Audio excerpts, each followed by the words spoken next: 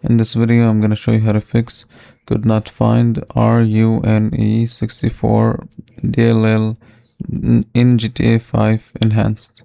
So first thing, go to Windows Security.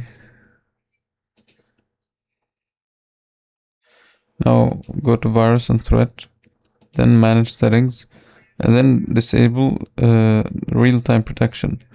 So after you do this, you want to go back here, then go back to the virus and threat protection. You'll see a place where it says like protection history, so go here. So if you having this issue, you might see it here. It might be blocked by the anti-virus or like Windows protection.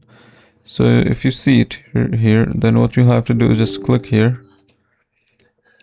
Then you'll have to just go to this where it says action and click restore, and this should fix the issue. So it could be just because Windows security is causing this issue.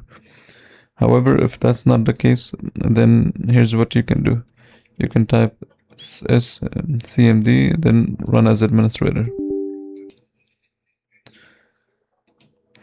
Now here you could write a command that can repair any DLL folders. So type dism online cleanup image restore health and then press enter.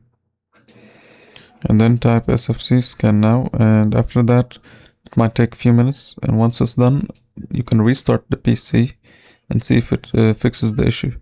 And if it does, you can just make sure to leave a like and subscribe. If it doesn't, then you just need to go here again. Let me just open this.